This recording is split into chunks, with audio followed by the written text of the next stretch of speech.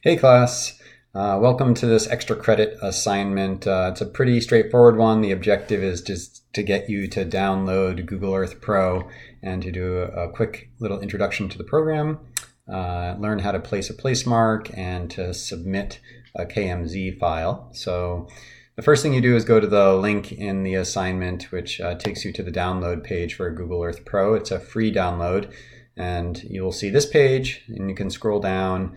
And if you have a PC, you'll use this link. If you have a Mac, you use this one. I have a PC, so I would go here and click here and just accept and download the program. Now, once you have it downloaded, this is what it looks like, Google Earth Pro. And you'll see on the left-hand side, there's this pane over here.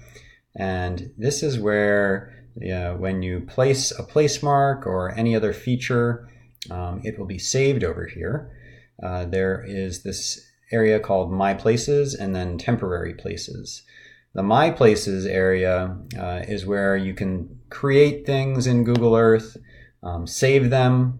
They'll go to the temporary places when you save them, and then you can drag them up into My Places if you want them to be there sort of permanently on the program, so that every time you reopen Google Earth, you'll find it again. Temporary Places is just for that session of Google Earth. Anything you save or do will be put under Temporary Places, and then when you exit the program, it'll be purged. So that's an important thing to remember in terms of saving your work. And you can sort of navigate through here on the left-hand side. So to move around on the globe here, you can just sort of drag, click and drag, double click to zoom, and sort of zoom into your area of interest. Down here, you'll see a whole bunch of layers. So this there's a lot of showing up right now in terms of hiking spots, things like that, roads, 3D buildings. You can turn things on and off here, and you'll see that some of these identifiers appear or disappear. That was borders and labels I just turned off. So if you want it to be less noisy, you can turn things off here or on, just to make it easier to maybe navigate around as you do your work. So now I'm going to show you how to create a place mark, because in Lab 3, that'll be one of the main objectives, is to create a series of place marks for a tour you're going to create. So you just zoom into your area of interest. I'm going to do Gasworks Park here in Seattle. And then to place a place mark, you go up here to this toolbar up here. There's a number of things up here, but this one that just looks like a pin is your place mark. So I just clicked on it, and then you can see it blinking here, and these are the attributes of that place mark. You see the longitude and latitude, the name of the place mark, a description you can put in here, the style and color of the place mark, the view, altitude, things like that.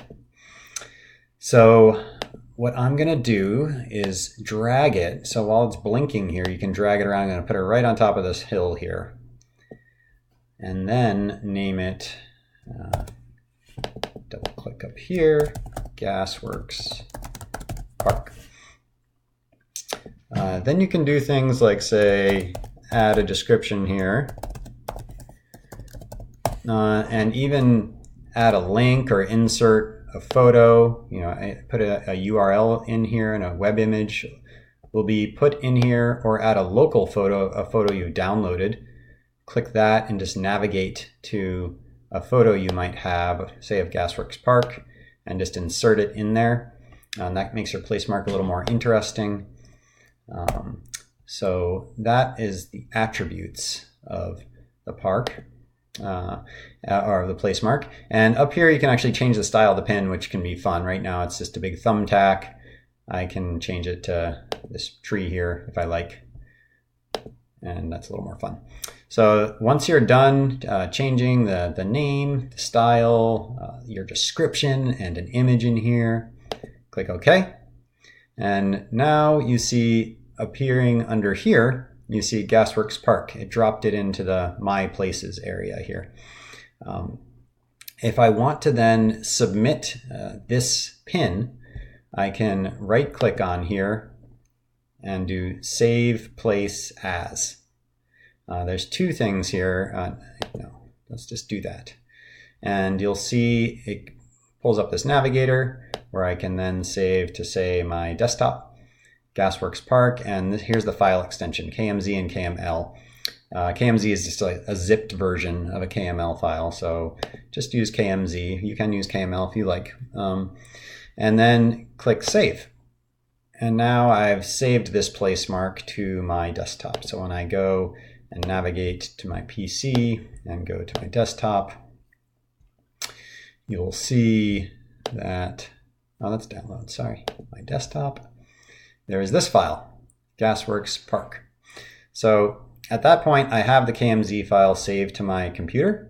So I would then go to the class web page, to the assignment page, and submit the KMZ file to the assignment page. So that is essentially how you do this assignment, and just a quick introduction to how Google Earth works. I should mention that for navigation, there's also these tools over here. I was just double clicking and dragging. You can also, zoom out and move, pan up and down.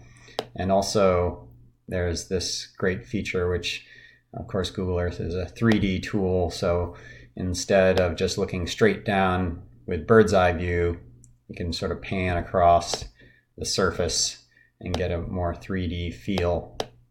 And in future videos associated with Lab 3 coming up, I'll show you a little more about how to do that. So that's it for our